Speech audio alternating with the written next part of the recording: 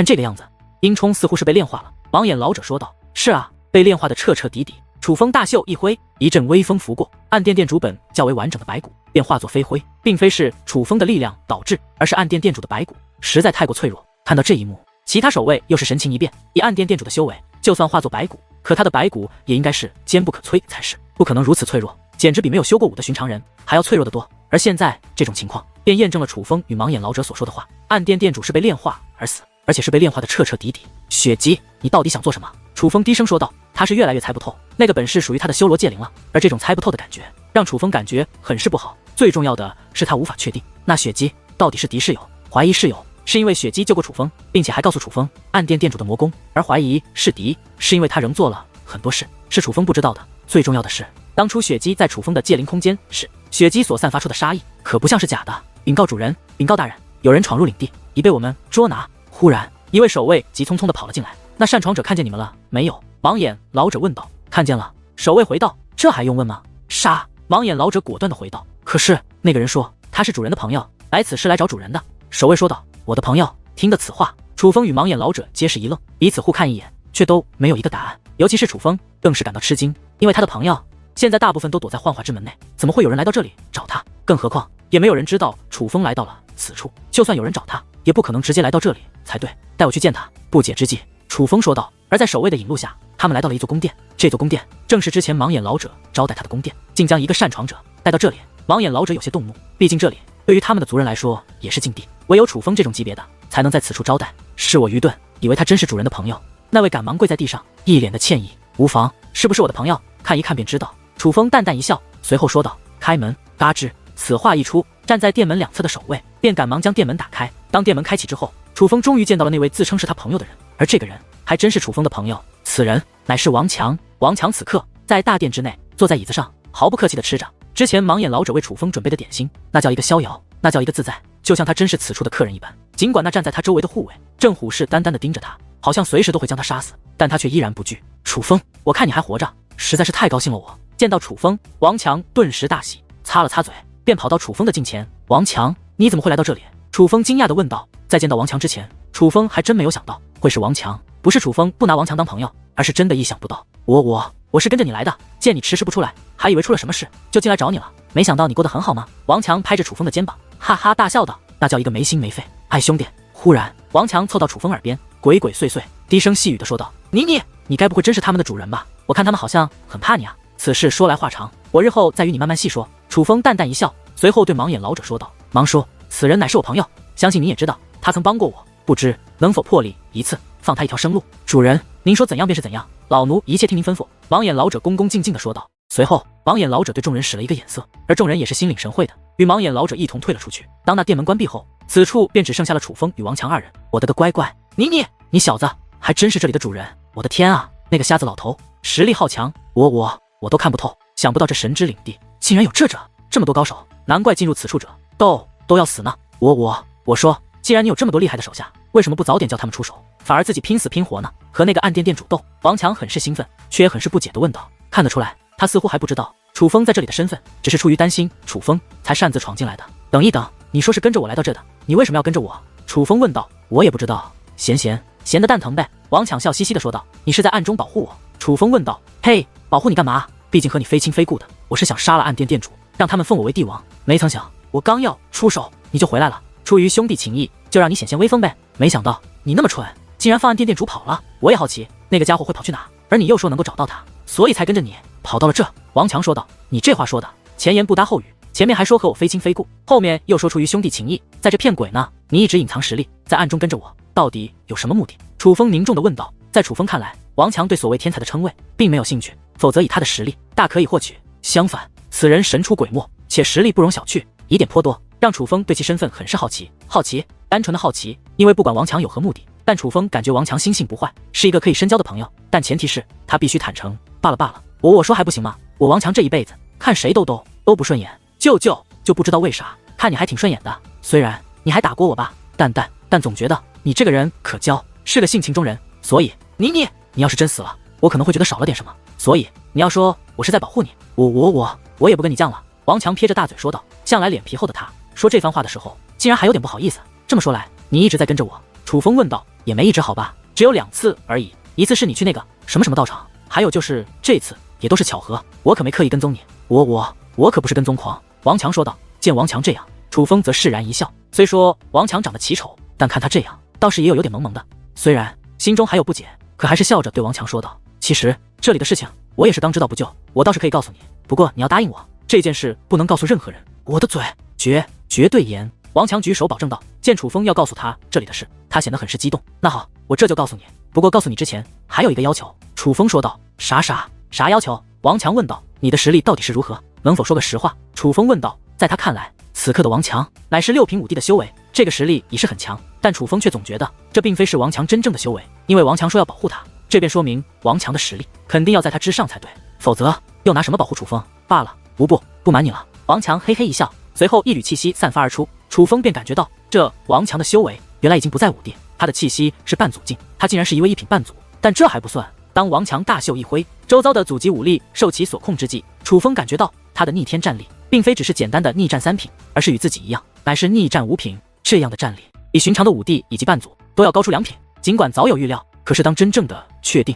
王强实力在自己之上后，楚风仍是感到颇为吃惊。很惊讶吧？不要惊讶，惊讶的还在后面。我能瞒过你和那个瞎子老头，是因为我有一件宝贝。你看。王强说话间拿出了一个特殊的麻袋，这个麻袋很破，缝缝补补的，简直比叫花子穿的衣服还破。可是当王强把这个麻袋往身上一套之后，他竟然消失不见，那个麻袋也消失不见了，并且消失的彻彻底底，连一点气息都感应不到。怎么样，厉害吧？王强的声音再度传来，可楚风却仍旧感受不到他的气息。难怪连盲叔都发现不到你这家伙到底是什么来路？楚风皱眉问道。因为抛开实力不谈，王强这宝贝当真是一件稀世珍宝，5职圣土上怎么会出现这样厉害的宝贝？嘿嘿，我一开始就说过，我是绝世天才，我很牛扁，只是你们不信罢了。怎么样，现在信了吧？吓傻了吧？王强得意的说道。你还没回答我的问题。楚风很是认真的说道。做兄弟要坦诚，如果你真拿我当朋友的话，就要告诉我实话，唯有那样我才能与你坦诚。你问我也不知道怎么说，我无父无母，可也没你这样的背景。反正从我记事的时候便发现我在一处废墟之中，那里面除了残暴的凶兽和各种机关外，一个人影都没有。我若想从废墟出来，没有5帝的实力可是不行，所以只能拼命的修炼。后来出来了，我才知道那里原来是一座远古遗迹，那个遗迹至今还没被人发现过。你若是不信，我可以带你去看看，不过那里的宝物全都被我搜罗起来了，你去也是白去。王强说道。这么说来，从我第一次见到你的时候，你就隐藏了真正的实力？楚风问道。因为王强若是所说属实，那么当楚风在应风谷村遇到王强的时候，王强起码已是5帝，那个时候的楚风怎么可能打得过王强？嘿嘿，本大爷就是喜欢游戏人生，因为我独自一人在远古遗迹中的日子实在是太无聊了。怎么样，我的演技不错吧？王强拍着楚风的肩膀，很是得意的说道。的确不错。楚风表示赞同，毕竟楚风的观察力极强，很多人的一举一动都瞒不过楚风，可这个年龄与楚风相仿的王强却是将楚风骗了个彻彻底底。话说，你刚刚说看谁都不顺眼，只有看我顺眼，难道你喜欢我？忽然楚风笑眯眯地问道。听得此话，王强顿时脸色大变，随后那抚摸楚风肩膀的手赶忙松开，大口地喷出唾沫，喊道：我呸，老子是标准的异性恋，你长得再俊，本大爷对你也没兴趣。看到王强这个反应，楚风顿时得意的一笑，这个家伙之前把自己骗得不轻，这次总算耍他一次，倒也不亏。可谁曾想，王强忽然收起激动的反应，一本正经义正言辞地对楚风说道：楚风，我提醒你，你可千万不要贪图我的美色，对我有非分之想，否则万一我从了你，怕你招架不住。话到此处，王强竟忽然扑向楚风，紧紧地抱住楚风的腰，将脸贴在楚风的身上，那个表情简直恶心至极。滚！见状，楚风赶忙甩开王强，随后抬腿一脚便将王强踹到数米开外。此刻的楚风感觉浑身上下的鸡皮疙瘩都起来了，被王强这么一恶心，楚风能够确定他也绝对是标准的异性恋，对于男人他绝对接受不了。小样的，跟我玩，我玩不过你，恶心死你！王强坐在地上拍着地板哈哈大笑。虽然王强的举动透露出绝对的无耻，可楚风却一如既往的看他很是顺眼。这个家伙虽然奇葩，但绝对本性不坏。也许就如王强所说，是他独自一人在远古遗迹待得太久，受到了刺激，所以才造就了如此疯癫的性格。其实仔细想一想，若王强所说属实，那么王强的童年还真挺悲惨的。楚风好说歹说还有楚家人照顾着，但王强却是从记事起便一个人活下来的，而且还是远古遗迹。虽说楚风没去过王强所说的远古遗迹，但他却也知道远古遗迹是什么模样的，阴暗、危险、恐怖，对于修武者来说都会惧怕，就别说一个孩童了。和王强这么一比，楚风反倒是幸福的了。来，坐下，我跟你讲讲我的事情。楚风坐下后，指着旁边的椅子说道：来嘞！王强兴奋地坐了下来，一手端起一大盘点心，一只手不断的往嘴里塞，然后一双眼睛紧紧地盯着楚风，开心等着听楚风要讲的事。随后，楚风便将此处的事情告诉了王强，包括处世天族的事，以及暗殿殿主已死，还有血姬逃入天外，全都说了。之所以没有隐瞒，那是因为楚风拿王强当朋友，告诉他实情，便是出于对他信任。更何况王强已经对楚风坦诚在先，楚风就更要坦诚于王强了，并且王强天赋异禀，绝非池中之物。楚风想邀请他一同进入天外，这样一来，反而有个照应，一起去天外。天外美女多不多？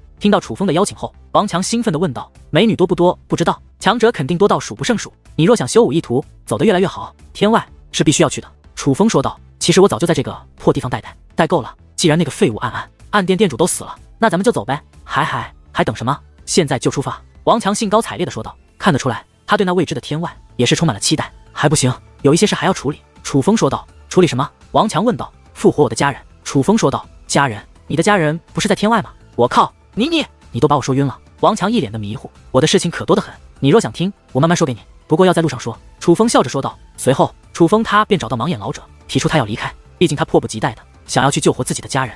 主人，您现在走倒也是可以，因为算一算时日，东方海域的天路倒也要开启了，刚好我可与主人一同去拜见轩辕大人。不过主人，您可不能再走那条恶心的空间缝隙了，要走便走安全的。盲眼老者说道。还有一个通往东方海域的空间缝隙。楚风很是惊叹。有。盲眼老者点了点头。随后，楚风与王强便离开神之领地。虽然暗殿殿主已经被杀，而以王强和楚风的修为，如今的5支圣土几乎已经没人能够伤害到他们2人。可盲眼老者为了加快楚风和王强的速度，还是亲自带着2人一同离开。毕竟他也想去拜会楚风的父亲，也想亲眼看看子陵现在如何。不过因为身份的原因，盲眼老者可不会真的现身，只会如往常一样隐藏起来。楚风先来到了幻化之门，他必须将暗殿殿主已经被杀的事情告诉众人。当然，楚风不能实话实说，毕竟此处之人太多，不能让所有人都知道关于神之领地以及处世天族的事情。见楚风归来，人们已经喜出望外，激动不已。而楚风随便编了一个故事之后，更是让人们兴奋的不得了。毕竟故事不是重点，但结果是暗殿殿主死了，这才人们希望的。确定暗殿已死，幻化之门便开启。毕竟没有了暗殿的威胁，无论是妖兽还是人类，都要回到各自的势力去。所有人都要回家。看着那密密麻麻的身影，无论是妖兽还是人类，此刻都是满面笑意，脸上挂着难以掩饰的高兴与激动。楚风的心中也是充满了喜悦。他喜悦的是，这些人能活着与自己有关，倒不是自己救了他们，感觉自己多么了不起，而是救了他们，让这些人能够回家，让那么多种族与势力能够继续传承。这让楚风觉得自己还算有点用。尽管修武的世界依旧残酷，杀戮不会停止，哪怕身在此处，同幻南的众人以及妖兽们现在还满面笑颜，甚是友好。但搞不好明日就为了利益，他们便会互相残杀，而这注定是楚风无法阻止的。可那又如何？一己之力本就不可能救天下人，但至少楚风能救一部分无辜的人，他曾救过这些人，这便足以。楚地。然而当数亿万人全部自幻化之门走出后，却没有立即离开，而是整齐地汇集在大地之上，用那感激以及崇拜的目光望着天际之上的楚风。无论男女老少，是人是妖，都在振臂欢呼。什么情况？楚风不解地看向身旁的精灵国王。哈哈，我知道，我来告诉你。还不待精灵国王开口，仙喵喵便抢着说道：“是这样的，暗殿殿主都被你杀，岩浆帝君都被你收服，人们一致认为你是这个时代当之无愧的王者，所以在你走后，人们就一致决定要立你弟，将你立为这个时代唯一的一位帝王。而经过一番激烈的探讨后，便决定称呼你为楚帝，并且你现在在人们心中的地位已经超越了亲帝，人们都觉得你是远古之后最强的一帝。但这都不是重点，重点是楚帝这个名字是我提出的，怎么样，喜不喜欢？”仙喵喵很是得意地拍着胸脯问道。楚帝听得此话，楚风不由看向了身旁的王强，毕竟王强的实力要在他之上。所谓帝王，便是得民心者。楚风，你显然做到了。王强对楚风说道。听得此话，楚风目露惊讶之色。他一直觉得王强没心没肺，却没有想到他会说出这样的话。而王强的话中之意已经很是明显了。楚风的实力虽然不如他，可是楚风却是得民心者，且真的拯救了5支圣土的数亿万生灵。可他王强再强，却没做过什么利民之事，知道他的人更是少之又少。与楚风相比，简直微不足道。就算他现在站出来说他才是5支圣土的最强者，估计一定会被骂死。就算他当场与楚风对决，真的战胜了楚风，但估计也没有人会认可他。毕竟在关键时刻，真正挺身而出的是楚风，为亿万生灵而战的也是楚风。天下间有能力的人很多，但愿意用自己的能力去帮助与自己无关的人，却不是所有人都能做到的。所以如今5支圣土众人的眼中，这个时代的帝王唯有楚风担当得起。所以王强的这番意思，要用一句话来表达的话，那就是他觉得楚风担当得起帝王之名。帝王。楚风淡淡一笑，随后说道：“虚名而已。”话到此处，楚风望向天际，那里是他们的力量，所无法到达的地方，唯有通过登天梯才能进入，而那便是天外。这里所谓的帝王，到了天外又能翻起什么大浪？这都是不确定的事。但楚风却有预感，此处的帝王在天外人的眼中，也许不过是蝼蚁而已。楚风，就算这只是虚名，可也不是人人能得到的。这对武之圣土的人来说，可以说是一种信念，一种在浩劫降临之时，有人能阻止的信念。而你配得上这个名号，更担当得起人们心中的信念。精灵国王说道：“国王陛下，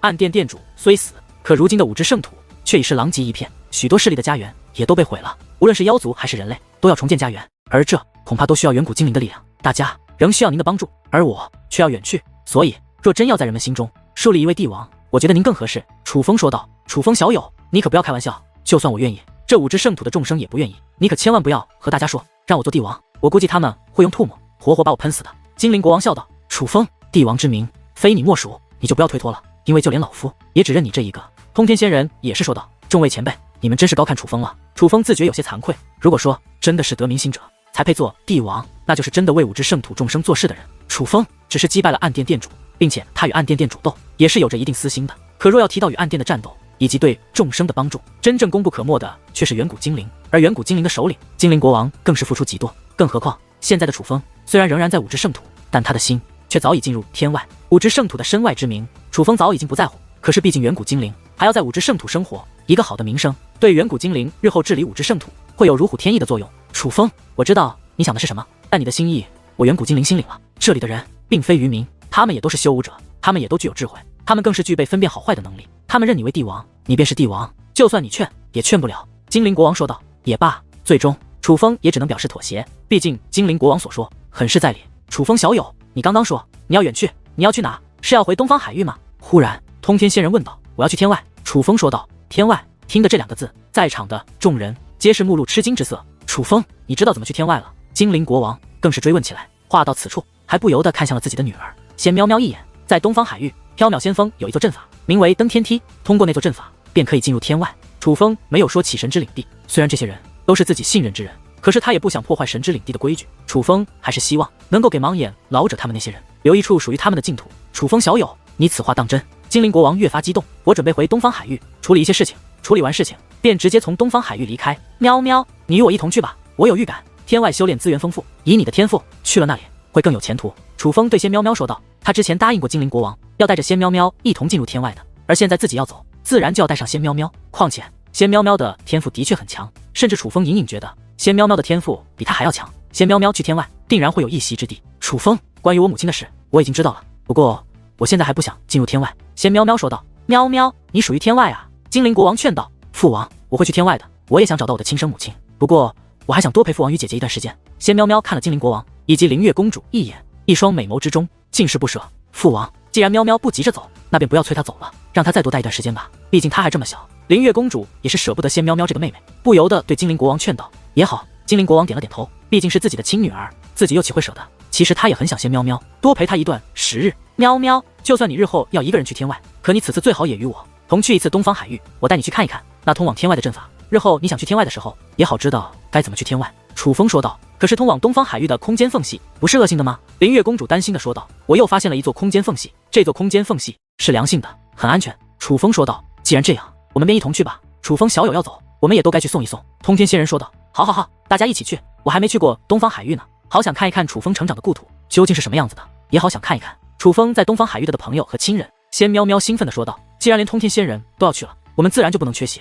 精灵国王说此话的时候，回头看来了一眼，如百里悬空、南宫龙剑、练冰仙人、罗盘仙人、雪发仙人等等与楚风关系极好之人。至于众人，也都是一脸兴奋地点了点头，他们可以算是一路上看着楚风崛起的，与楚风感情极深。楚风要走，他们自然要去送一送，就算有人阻止也阻止不了。四位前辈，你们去吗？精灵国王看向了四大圣兽，虽然他在武之圣土威望极高，可是四大圣兽纵横武之圣土的时候他还很小，所以这样论来，四大圣兽也的确是他的前辈。楚风，乃我们主人，主人去哪我们便去哪。青龙说道，他的声音很响亮，没有可以收敛，所以这句话不仅精灵国王听到了，几乎在场的所有人都听到了。听得此话，在场的许多人都是不由倒吸了一口凉气。四大圣兽何其强大，这可是四位半祖级的存在，并且是万年之前便纵横武之圣土的存在。虽然当今的楚风的确有着收服他们四个的实力，但是听青龙亲口说出楚风是他们的主人后，人们仍是感到热血沸腾，越加的确认这个时代的帝王非楚风莫属。决定之后，众人便向东方海域前去，不仅一干老辈强者去了，就连如蛋台雪、司马颖等小辈也去了。自然，如江无伤和张天翼，这更是不可缺少的人。更何况对于他们来说，东方海域、九州大陆也是他们的故乡。而一番赶路之后，楚风一行人终于来到了东方海域的天路出口。天路出口不可逆行，似乎是为了某种平衡，所以有着一股强大的力量，封锁了东方海域与五之圣土。这导致五之圣土的人根本无法进入东方海域，所以想要从五之圣土回到东方海域，必须要通过空间缝隙才行。只是之前罗盘仙人等到的空间缝隙太过危险，楚风等高手倒是可以继续使用，但是其他人可是难以通过的。楚风自然不会让他们冒险的，去使用那个恶行的空间缝隙。楚风抬手，忽然盲眼老者的传音进入楚风耳中。虽然盲眼老者没有现身，可一直跟随着楚风他们，只是没人能够发现他罢了。毕竟他老人家可是五品半祖，他才是这五之圣土当之无愧的最强者。忙说，不如您干脆现身吧，这里不是也有一些是您的老朋友吗？楚风暗中传音道，毕竟在五之圣土也是有许多人早就见过盲眼老者的，虽然不知他们是如何相识，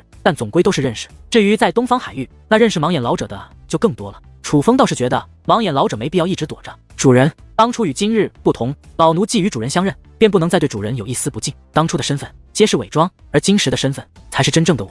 盲眼老者说道。楚风明白了盲眼老者的意思，当初的他可以伪装，但现在不能伪装了，而若不伪装，那便让所有人都知道了他与楚风特殊的关系，所以他便干脆不再现身。盲眼老者有他的顾虑，楚风自然也就不再强他所难。忽然楚风大袖一挥，顿时一层结界之力也是散发而出。其实他散发的结界之力什么用处都没有，只是按照盲眼老者所说的做而已。然而就在楚风这袖子一挥之间，竟有一道巨大的空间门凭空浮现。那自然不是楚风召唤而出的，而是在楚风挥袖之间，盲眼老者开启的门。这空间缝隙，看到这空间缝隙之后，在场之人皆是眼前一亮，露出了惊讶之色，因为这座空间缝隙实在太了不得了，不仅宽大明亮，更是气势非凡。这哪里像是一个空间缝隙，简直就像是一座空间通道，一个破开了这古老结界，贯穿五之圣土与东方海域的通道。尤其是在罗盘仙人发现的那座空间缝隙的对比之下，更是衬托出了这座空间缝隙的恢宏大气。如果说罗盘仙人的那座空间缝隙像是一个布满荆棘、很难同行的林间小路，那么此刻浮现在众人眼前的空间缝隙，就像是一座壮观至极的通天大道。楚风，这空间缝隙你是如何发现的？精灵国王好奇地问道。是我当日回到东方海域后，偶然之下才发现的。楚风笑着解释道。只不过楚风此话一出，四大圣兽都是目光微微一变，毕竟他们一直跟着楚风，非常清楚他们从东方海域回到五之圣土用的也是那个恶性的空间缝隙，那个时候可根本没发现这座壮观的空间缝隙。不过他们四个似乎虽然意识到了不对，但却也没有发出质问，就装作什么都不知道，太不同凡响了。如果说那恶性的空间缝隙只是巧合之下才出现，那么这座空间缝隙更像是鬼斧神工，雕塑而成。精灵国王以及众人皆是惊叹不已，而面对众人的惊叹，楚风只能故作镇定的微笑，毕竟这空间缝隙他也是第一次看见。事实上楚风此刻的也是被这座空间缝隙给震撼到了，于是他悄悄传音于盲眼老者，问道：盲叔，这空间缝隙你是如何发现的？主人，这座空间缝隙并非是老奴发现的，而是轩辕大人开辟出来的。盲眼老者说道。是我父亲。听得此话，楚风顿时心中一动，正是轩辕大人为了方便我出入东方海域而特意开辟的。盲眼老者回道。听到这里，楚风的内心更为震惊了。这隔绝五之圣土与东方海域的力量非同小可，但是楚风的父亲竟然用自己的力量硬生生地破开了那力量，开辟出一座贯穿那力量的通道，这实在是太不可思议了。父亲，您的实力到底强大了何种地步？此刻楚风内心涌现出来这样的疑问，而产生这个疑问的同时，楚风更是感觉热血沸腾，激动不已。当最开始从皇甫皓月口中听闻自己父亲时候，楚风便觉得自己的父亲应该很强，否则不可能让皇甫皓月那么惊恐。但是那只是楚风的一厢情愿的想象，实际上他并不知道自己的父亲修为在何境界，拥有着怎样的实力，只是作为一个儿子，发自内心的对自己的父亲有着崇拜，更希望自己的父亲很强。而现在尽管楚风依旧不知道自己的父亲拥有怎么样的实力，可是亲眼看到自己父亲的手段后，他便越发的确定自己的父亲的确很强，强到超乎想象。毕竟眼前这座通道就已经验证了一切，这样的通道莫说是现在的楚风，就算修炼多年之后，楚风也未必能够做得到。诸位，我们走吧。忽然楚风开口说道，他如今更加迫切的想要见一见自己的亲生父亲。好了，大家不要再看了，出发吧。见状，精灵国王也是开口说道。他之所以这样说，那是因为哪怕是现在，人们仍在观察那座通往东方海域的通道，尤其是如通天仙人、炼冰仙人、罗盘仙人、雪发仙人这些界灵师，他们都隐约间觉得这座通道不像是自然形成，更像是人为，所以他们很想观察出一个答案。只是可惜以他们的实力并不能看穿这座通道的奥妙之处。随后众人便通过这座由楚风的父亲开辟的通道来到了东方海域。到达东方海域后，楚风便率领着五之圣土的这些高手们径直的来到了缥缈仙峰。毕竟楚风要让仙喵喵知道通往天外的阵法在何处。毋庸置疑的是，当看到楚风率领着那么多来自五支圣土的高手踏入缥缈先锋后，如缥缈先锋上的黄甫、皓月、秋水伏烟等人都是倍感吃惊。之前他们只是觉得楚风很强，但是这一刻他们才意识到楚风的强已经超出了他们的想象。毕竟其他人不说，单单是青龙、白虎、朱雀、玄武四大圣兽竟也为首是瞻的跟在楚风左右，便让黄甫、皓月等人意识到了楚风的如今的实力与地位。莫说在东方海域无人能敌，哪怕在五支圣土也绝对不容小觑。然而他们却并不知道，楚风如今在五支圣土何止是不容小觑，已是众生臣服的一代帝王。虽然楚风的归来震惊了缥缈先锋的所有人，但楚风却并不打算久留，只是带着仙喵喵他们看了一下那登天梯，且与秋水伏烟、黄甫、皓月打过招呼，简单的说了一下仙喵喵等人日后可能要使用那登天梯，到时请黄甫、皓月他们不要阻拦，以及自己此次回九州大陆的主要目的。而当得知楚风前往九州大陆竟是要复活其亲人，并且复活其亲人之后就准备离开此处之后，黄甫、皓月等人也是一同前行。虽然对那天外他们毫不了解，但却也能意识到楚风这一走怕是要很久以后才能回来，他们也都想在有限的时间多陪伴楚风一段日子。于是乎楚风这一行人的数量变得愈加的声势浩大，浩浩荡荡的向九州大陆的挺进。真是想不到短短几年时间，楚风他已经强到了那种地步。此刻黄甫、皓月以及秋水伏烟等人看着那队伍最前方的楚风，目光变得复杂起来。因为在前往九州大陆的路上，仙喵喵和司马颖以及灵月公主这些个五支圣土的小辈则是来到了黄甫、皓月他们这些东方海域之人的人群中。他们之所以过来，只是想从黄甫、皓月他们口中了解一下楚风当初在东方海域的事迹，但打探的同时，他们也是将楚风在五支圣土的事情告诉了黄甫、皓月他们。所以现在黄甫、皓月他们已经知道了楚风现在的真正实力以及在五支圣土的地位。想一想当初楚风在他们的面前实力极弱，是一个真正的小辈，那个时候还需要他们来罩着，但现如今楚风却已经强大到了他们触不可及的地步。一时之间感慨不已。到了，忽然在人群最前方的楚风停了下来，因为他们已经进入了九州大陆的青州境内，且此刻正位于紫禁城的上空。虽然此处并非楚家之人的老家，可当初楚家之人却是在紫禁城被杀的，若要复活他们，这里是最好的地方。诸位前辈，你们在此等我，我去就来。随后楚风便独自一人前往了青龙宗。他是去叫楚家之人，之所以这样做，并非是想第一时间告诉楚家人这个好消息，而是那复活楚家人的秘法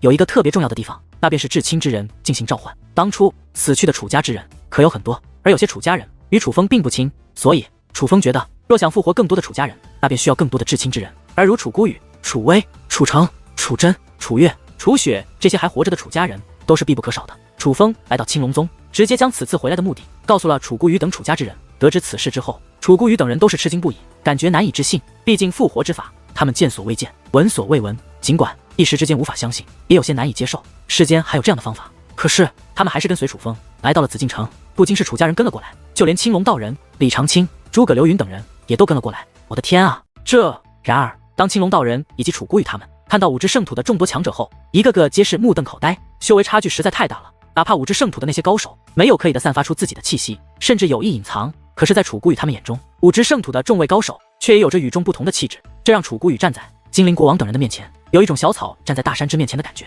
觉得自己异常渺小。楚风弟弟，这些人都是你在五支圣土的朋友？震惊之际，楚月好奇地问道。他越发的觉得自己的这位弟弟了不起，我们皆是楚风朋友。精灵国王笑着说道，似是怕青龙宗的诸位有负担，他的语气不仅和蔼可亲，更是非常的友好。与此同时，其他人也是纷纷表示自己与楚风的关系非同一般。然而当众人承认了他们与楚风的关系后，青龙宗的众位更是忍不住倒吸了一口凉气。任凭早就知道楚风日后会很有前途，可他们却也没有想到楚风会强到这种地步。而震惊的同时，人们也都将目光投向楚风，在他们的眼中，更多的乃是自豪与骄傲。毕竟他们都是与楚风关系不浅之人。美女你好，我是楚风的好朋友，我叫王强，请问你是楚风的姐姐吗？就在这时，王强身形一晃，如鬼魅一般来到了楚月面前。虽然王强赤着身子，光着膀子，衣着怪异，可是他的实力极强，楚月也是不敢不敬，只能如实说道：前辈你好，我是楚风的堂姐，我叫楚月。别前辈的，也许我比你还小呢。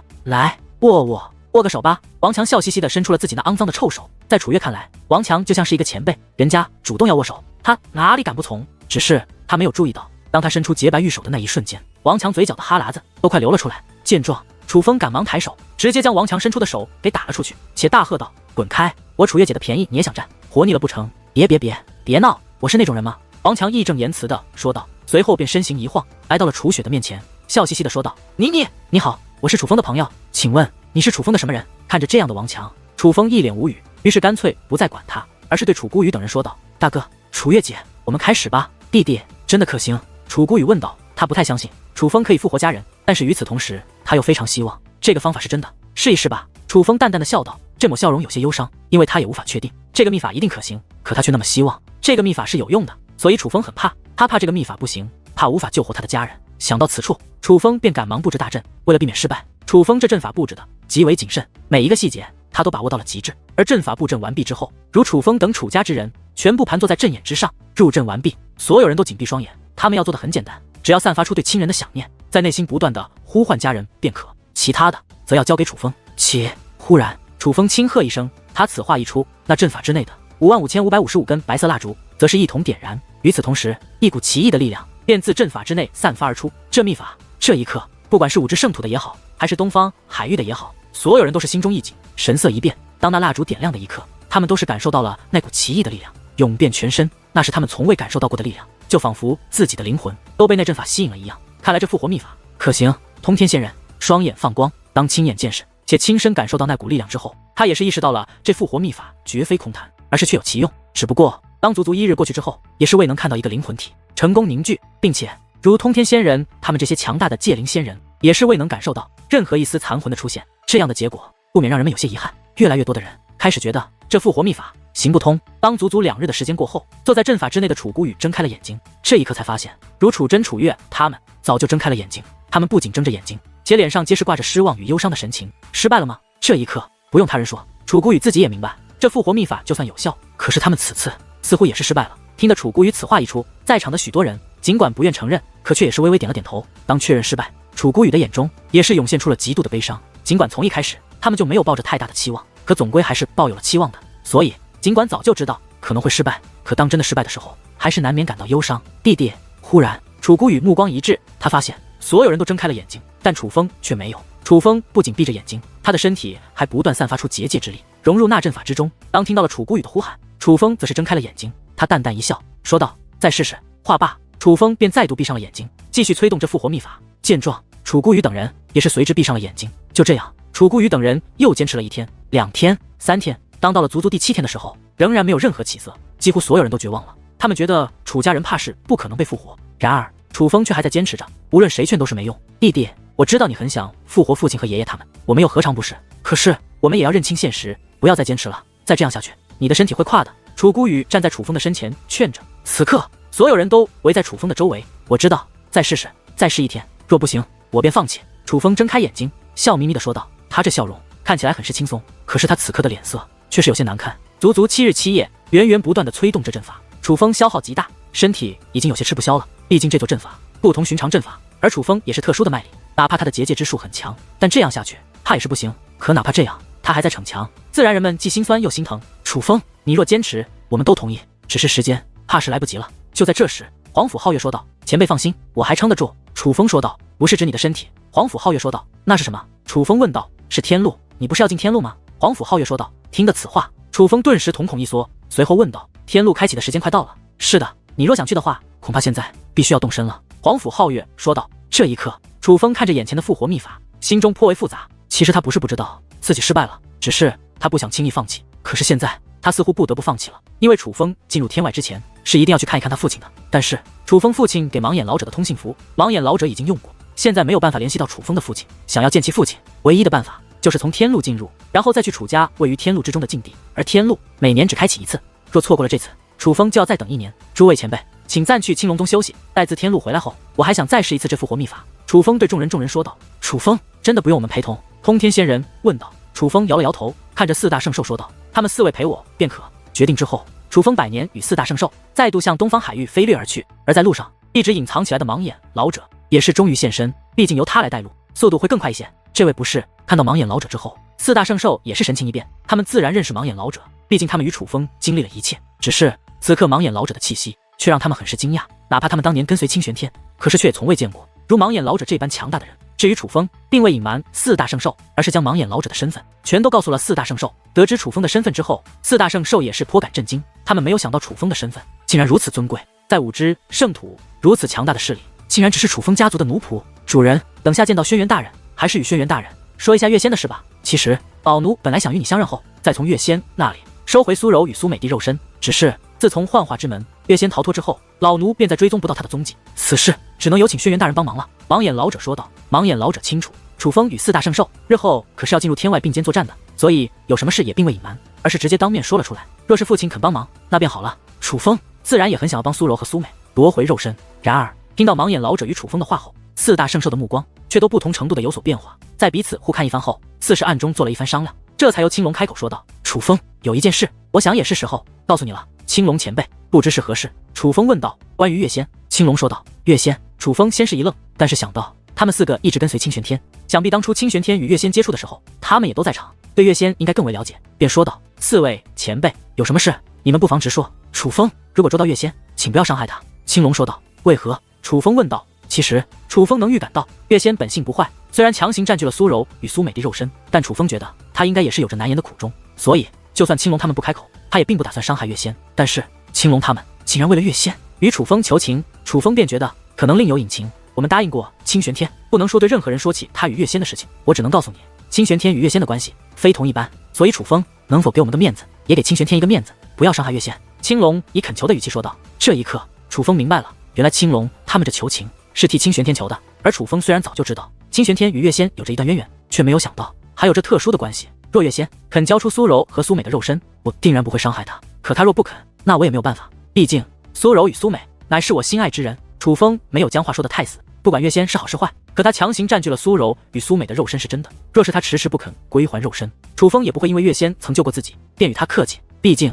那肉身可是苏柔和苏美的。若是月仙不肯交出苏柔和苏美肉身，就算你肯放过他，我们4个也绝对不会放过他。青龙说道。而青龙说此话的时候，朱雀、玄武、白虎3位也是在一旁点头，以此来表示他们的态度。见状，楚风只是淡淡的一笑，心中不免有些欣喜。虽说4大圣兽替清玄天来为月仙求情，但本质上却也没有忘记自己这个新主人。东方海域，一个名为通天海的海域，早就人满为患，不因别的，只因此处便是每年天路开启的地方。随着阵阵轰鸣的传来，海域的深处，那浪花翻腾的海面之上，开始出现一圈圈巨大的漩涡，漩涡卷动，浪花更是凶猛，尤其是那漩涡的面积在海平面上不断扩大，最后无数道巨大的漩涡几乎密布了这方海域，当真是壮观无比。突然之间，自那漩涡之中爆射出道道粗壮的光束，那光束从海中漩涡射出，在天际之上交织到一起，最终形成了一道金灿灿的大阵。那大阵面积极大，上破云端，下入深海，就如同一道阻隔天地的金色高墙，又是一轮璀璨的太阳竖立在天地之间。这种情况之下，在大阵的中心，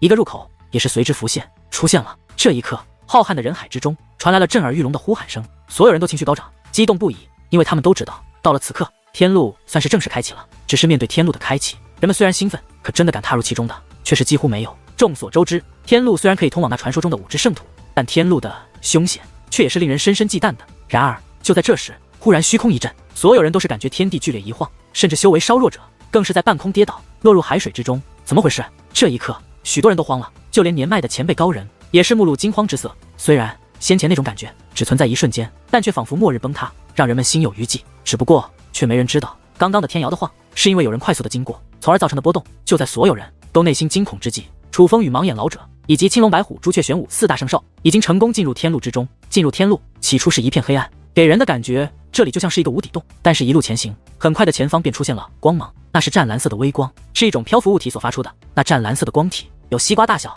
几乎遍布着浩瀚的世界。一眼望去，这里不像是一个空间，更像是一座星空，既漂亮又神秘。而由此继续前行，很快便有阵阵惊悚的哀嚎传来，紧随其后的便是道道索命的冤魂。一切的一切与当初楚风踏入天路之时都是一模一样，这样一切都是踏入天路后必须要经历的事情。只是当初刚刚遇到这些之时，楚风还有些不安，但是现在却是从容自若。就算这天路之内真的很危险，可是以楚风的实力，在这天路内也很少有东西能够伤得到楚风，更何况还有盲眼老者这位五品半祖坐镇。最重要的是，楚风觉得只要他踏入了天路，其父亲便会注意到他，因为他永远都不会忘记当初他与淡台雪在这天路之中遇到难以对付的对手时，是谁派出了强大的守护雕像去救自己？是老猿猴。但楚风知道，老猿猴之所以会那样做，肯定也是因为其父亲的吩咐。也许现在父亲也知道我来找他了吧？这一次父亲会见我吗？想到当初的一幕，楚风的内心反而变得既激动又紧张起来。他激动是因为将要见到他的亲生父亲，他紧张是因为他害怕他如今的实力不够，他的父亲依然拒绝见他。在这忐忑的心情之下，楚风终于来到了那个浩瀚而壮观的大门之前。这座大门与当初一样，乃是敞开状态，但是与当初不同的是，那2座守护雕像此刻全部站在两旁，威风凛凛。此刻楚风驻足停了下来，将目光投向了大门前2座守护雕像的其中一座，笑道：“当初便是他救了我一命。”话音一落，楚风掠入了大门之中，一切都与当初一样。进入大门，漆黑一片。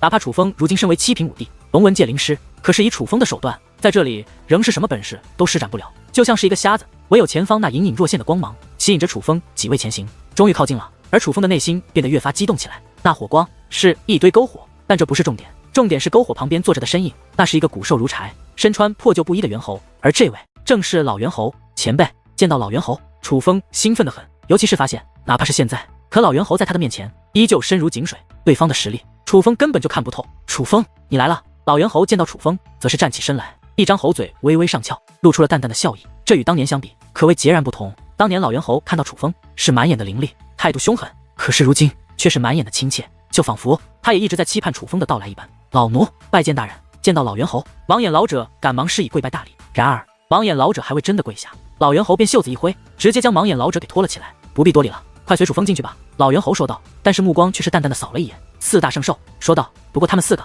身份卑微，不得进入楚家禁地。”话罢，老猿猴便盘坐而下，继续守着那对特殊的篝火。换作平常，有人胆敢这么说话，4大圣兽早就怒了。可是如今这话从老猿猴的口中说出，他们4个却是不敢发作，相反，他们竟规规矩矩地坐在了那里。毕竟对方可是连盲眼老者也远远不如的存在，对方的实力究竟在什么地步，恐怕唯有对方自己清楚。但毋庸置疑的是，不管对方是什么实力，可若想抹杀他们，恐怕只要吐一口唾沫便也足矣。4大圣兽又不傻，怎敢在如此存在面前放肆？相反，此刻他们越发相信了楚风那尊贵的身份，也越发期待了天外的旅程。至于楚风，则是与盲眼老者一路前行，只是向前2者很快便来到了楚风墓碑所在的地方。那座坟是为楚风所建，用来骗楚家人的，当年被那个叫做楚空瞳的家伙给破坏，但是现在来看，显然已经被修复了。而此刻楚风在看到这墓碑，内心更是狂喜不已，并不是因为这墓碑，而是因为墓碑旁的人，那里有着一道倩影，美貌如凡间精灵，气质如天上仙子，正是紫菱。此刻的紫菱不仅完好无损，就连气息也是比之当年进步很多，乃是一位1品武帝。虽然这样的修为远不如现在的楚风，可是相比于当年的紫菱，却也是进步极大。紫菱，见到紫菱，楚风赶忙一个箭步来到前方，双手抓住紫菱的香肩，上下观望，说道：“让我好好看看我的傻丫头有没有什么事。放心吧，我没事。”紫菱甜甜一笑，且看向盲眼老者，说道：“也请师尊放心，我已经痊愈了，痊愈便好，痊愈便好。”盲眼老者连连点头，满面的笑颜。他并非无情之人，好说歹说，他也曾教导过紫菱他们的，与紫菱他们的感情也是颇深。不过紫菱姑娘，老奴现在已与主人相认，您便不要称老奴为师尊了，老奴担待不起。盲眼老者说道。听得此话，紫菱本想说什么，可似乎又想到了什么，最终却又什么都没有说，而是看向楚风，说道：“楚风，进去吧，你父亲在等你。”听得此话，楚风的心里顿时咯噔一声。紫菱，我的父亲肯见我了。楚风有些不敢相信自己的耳朵，毕竟这对他来说太过重要。别傻了，进去吧，那可是你的父亲。紫菱笑着说道。好。楚风连连点头，他看出了紫菱的意思，他的父亲应该是让他独自进去。此刻楚风的心跳急剧加快，就感觉自己的心脏都快要从嗓子眼里跳了出来。这么多年来，楚风什么没有经历过，什么样的险地没有踏入过，可却还从来没有像现在这样紧张过。父亲大人究竟是什么样的？他会喜欢我吗？种种疑问在楚风心中不断盘旋着。忽然，昏暗的视线变得明亮起来。楚风前方不远处有着一张石桌以及2张石椅，而其中一个石椅上坐着一个中年男子。这名男子个子不高，体不强健，长得也谈不上多么英俊，尤其是穿着朴素的衣服，可以说平凡至极。但在楚风眼中，这名男子却是如此的伟岸，伟岸到无人可以与他相提并论，就仿佛这是世间最强大的男子。不管他人怎么看，但在楚风心中至少是这样的。楚风拜见父亲大人。猛然之间，楚风跪在了地上，施以叩拜大礼。他知道眼前的男子一定就是他的父亲，毕竟此时此刻是那种源于血脉的力量在跳动，父子又不是外人，何必多此一举。楚轩辕此话一出，楚风竟然飘身而去，无法自控地向楚轩辕身旁的石椅漂浮而去。这一刻，楚风注意到楚轩辕根本动都没动，但是显然这股力量是楚轩辕散发出来的。楚风被那股力量送到了石椅上，坐了下来，一路劳顿，一定累坏了吧？